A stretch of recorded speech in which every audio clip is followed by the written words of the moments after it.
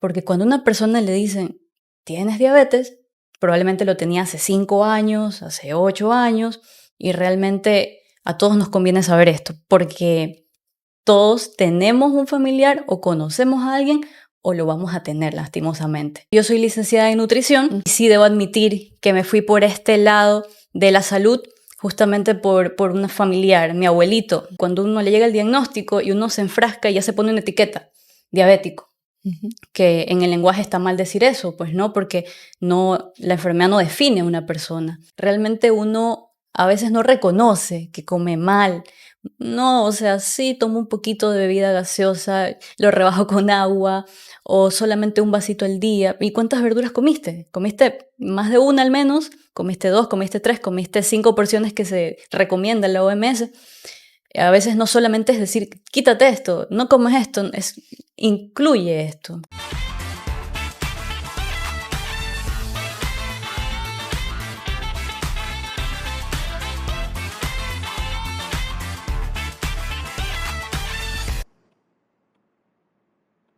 Hola, hola queridos amigos, qué lindo saludarles. Bienvenidos como siempre al podcast de Rocío TV.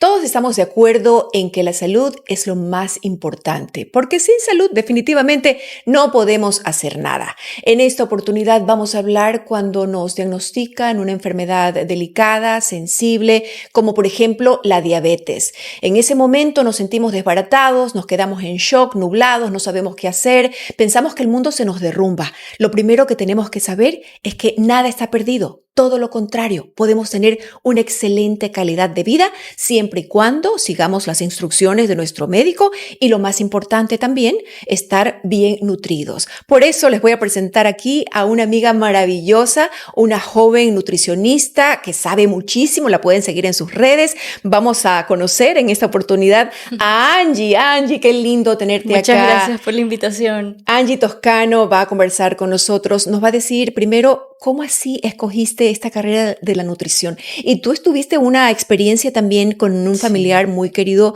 tuyo que tuvo diabetes y tuviste muy cerca de él, lo cuidaste. Correcto. Bienvenida, cuéntanos por favor. Muchas gracias, un gusto estar aquí pudiendo compartir información valiosa.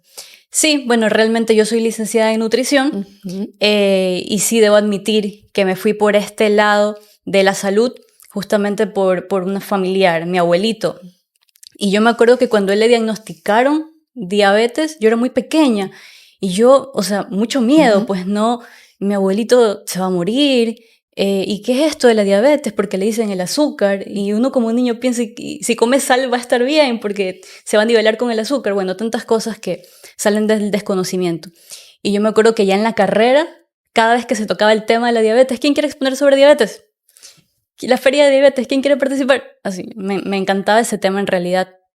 Hoy en día, pues ya profesional, me enfoqué en el área de la nutrición funcional, que va un poquito más allá de la alimentación, va integrativo, la calidad de vida, los hábitos, la calidad de sueño, cómo influencia la naturaleza, tomar el sol, incluso la parte emocional, que realmente es muy importante cómo empezaste con esa idea de cuando uno le llega el diagnóstico y uno se enfrasca y ya se pone una etiqueta, diabético, que en el lenguaje está mal decir eso, pues no, porque la enfermedad no define a una persona. Entonces, persona que vive con diabetes tiene que comer lo mismo que come el resto de su familia, puede hacer lo mismo que hace el resto de su familia, debe hacer ejercicios como lo debe hacer el resto de su familia. Entonces hay que quitarse esa etiqueta y trabajar mucho también en la parte emocional, la gestión del estrés, la gestión de las emociones, junto con la nutrición, junto con la actividad física, ya vamos a ir desarrollando, que son los pilares para vivir una vida plena, completa, balanceada y que sin la patología pues defina a la persona.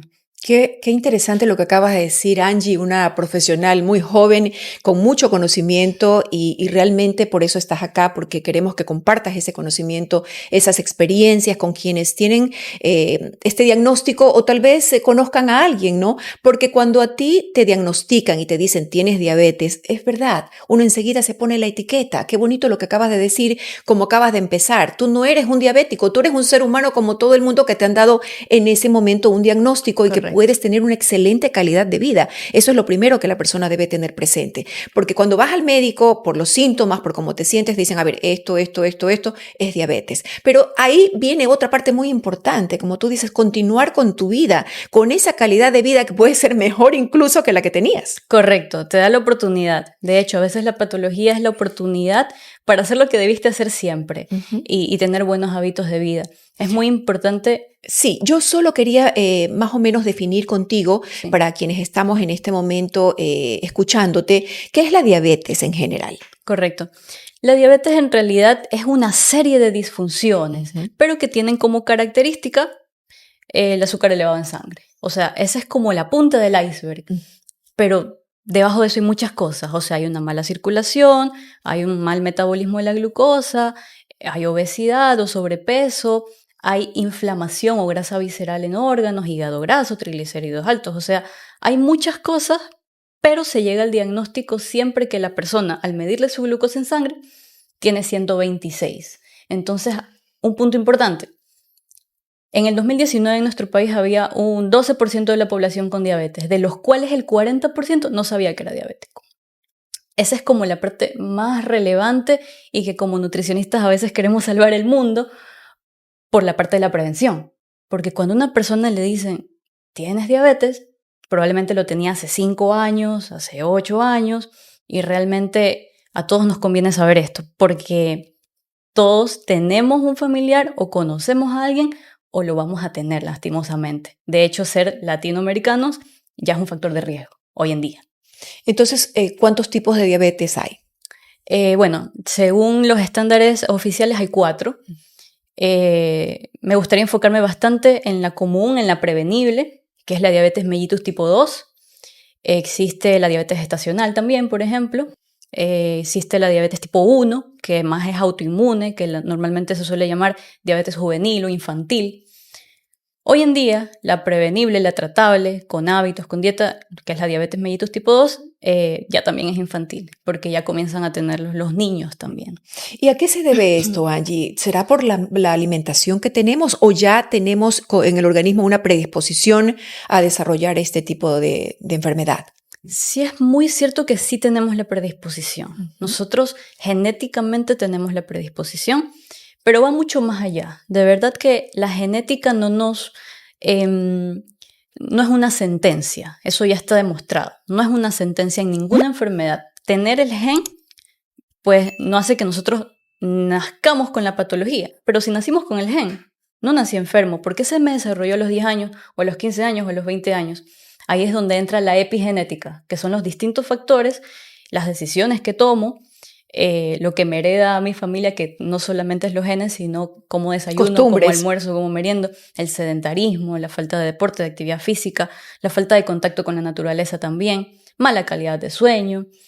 En realidad es eso, porque pues lastimosamente las cifras van en aumento, no van en descenso. Qué interesante también lo que acabas de señalar. Es verdad, a veces tú dices, en una familia hay 2, 3 miembros que tienen la misma enfermedad. No solo, en este caso estamos hablando de la diabetes. Correcto. Y tiene que ver también con los hábitos alimenticios, el que hagas unos ejercicios, el que descanses, el que tengas un momento de relax, el que no tengas el estrés siempre, claro, el cortisol elevado. Exacto. Todas esas cosas influyen luego afectando tu salud.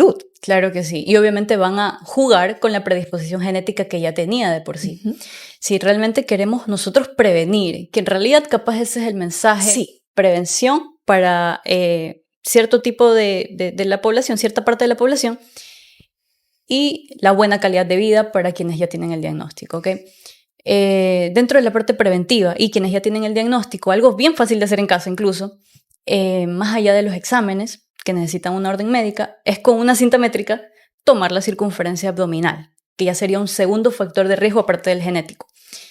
Si esa medida en mujeres está por encima de 88 centímetros o encima de 90 centímetros en varones, tengo un segundo strike. Y es algo que ya me hace tomar cartas en el asunto. O sea, examinarme, algo estoy haciendo mal. O no estoy haciendo suficiente, no me estoy moviendo de lo necesario, no estoy haciendo actividad física, o algo no estoy comiendo como debería. o no estoy gestionando bien mi estrés. Exactamente. La parte emocional influye mucho. Claro. De hecho, hay personas, y tengo pacientes que me dicen, yo no tenía nada, pero resulta que tuve un accidente automovilístico y eso me hizo ser diabético.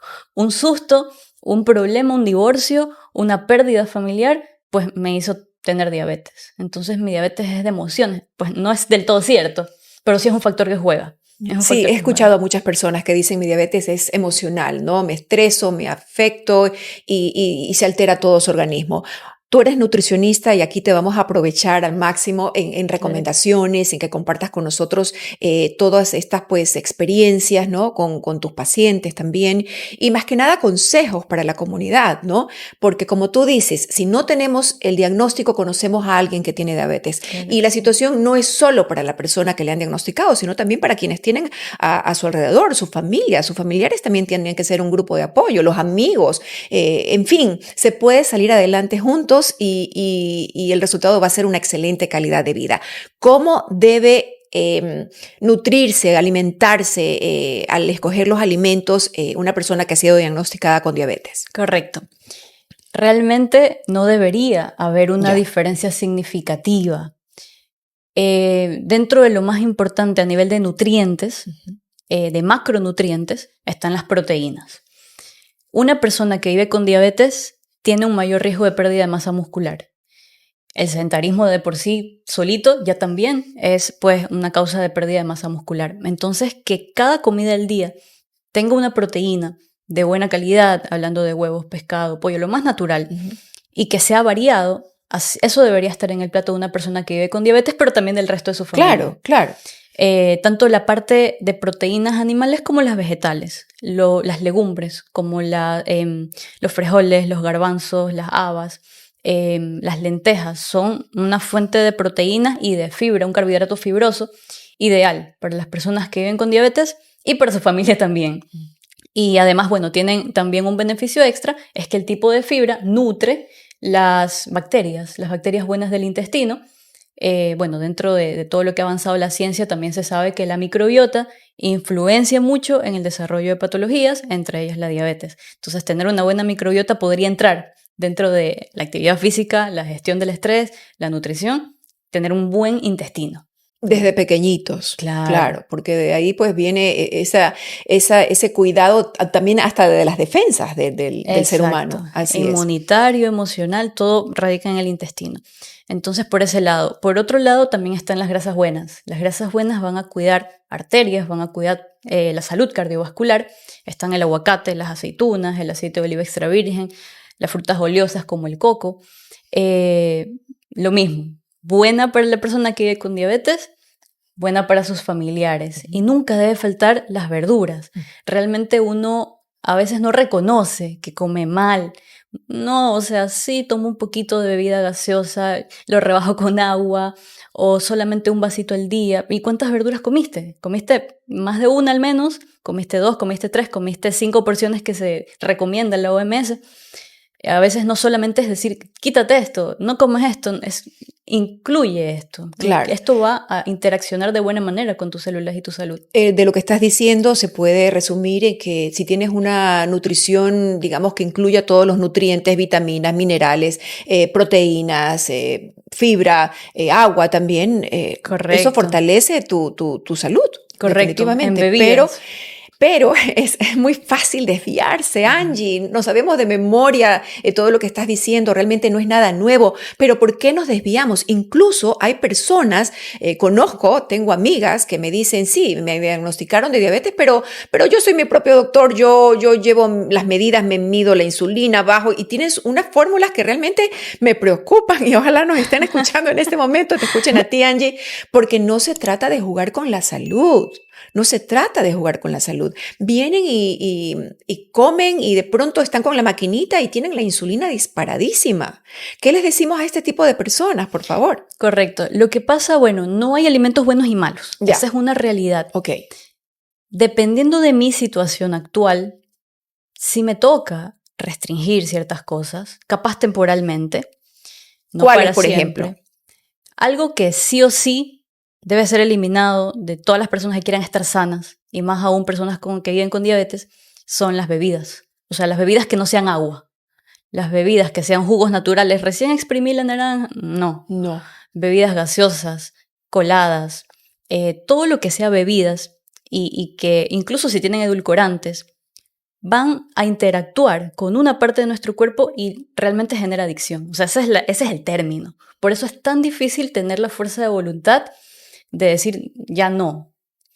Hay estrategias que usamos nosotros los nutricionistas para hacer la transición, eso sí, pero la persona debe quererlo. A veces no es que no quieran, es que no se sienten tan mal, porque realmente la diabetes es silenciosa. Es crónica. Entonces todo empieza con la mala alimentación. Luego hay un poco de sobrepeso. Luego hay obesidad. Luego hay resistencia a la insulina. Luego están en prediabetes. Luego están en diabetes, pero ya han pasado muchas cosas. Y después de la diabetes, pues la enfermedad renal, pérdida de la visión, retinopatías, angiopatías, pérdida de extremidades, o sea, y hay que volver a todo eso. Entonces es constancia, es perseverancia, es educación, es aprender. Es amarse, Angie, es querer vivir la vida, saber que uno tiene una familia, saber que hay gente que nos quiere aquí en la tierra y que si no nos cuidamos bien eso no va a ser posible, saber que sí se puede tener una buena calidad de vida que usted puede compartir con la familia, que puede almorzar feliz con su familia, cenar feliz con su familia, irse de viaje, irse de paseo, pero con responsabilidad y con esa decisión de decir yo soy el principal responsable de mi salud. Correcto. Definitivamente, lindo. Claro que sí. Comer bien es una forma de autorrespeto. Claro. Es amarse. Es amarse, es querer seguir viviendo con la gente querida. Y como tú dices, claro, no hay que satanizar los alimentos, ¿no? Pero hay alimentos que no solamente las personas que están con una condición médica deben alejar de su vida o de su mesa o de su plato, sino también la persona que está sana. Correcto. ¿Cuáles son esos alimentos? ¿Los que hay que alejar? Hay que alejar, por ejemplo. Okay. Para todos. Después de las bebidas, pues todos los alimentos que están altamente procesados. Si viene en una caja, si tiene etiqueta, si viene en una funda, probablemente no sea muy bueno. Si tiene una lista de ingredientes gigantes, si tiene colores que nunca antes hemos visto en la naturaleza, probablemente no sea muy bueno. Y realmente esa es nuestra parte, digamos, como familiares, que si tengo pacientes, incluso papás, no, es que él está a dieta, pero nosotros no, entonces nosotros sí tomamos la cola. Y nosotros sí compramos la pizza, pero él se come su pollito a la plancha. O sea, ¿qué forma de maltrato es esa? No es un bullying. Entonces, no, eso también hay que tomar conciencia todas las personas, todos los miembros de la familia, amigos, tomar conciencia de esa partecita en realidad. Bebidas, alimentos procesados son como que un 0. Ahí es donde entra la parte también de la gestión de las emociones, porque también hay personas que lo llevan al extremo y ya no comparten con la familia o no van a los cumpleaños. Se pierden fiestas, tampoco es así, tampoco es de llevarlo así. Realmente para un paciente que vive con diabetes, lo ideal sería una atención multidisciplinaria, donde haya psicología, donde esté su médico y donde esté su nutricionista que le plantee cómo debe comer y enseñarle. No es que debe vivir pegado a la hoja, pero la educación a él y a su familia.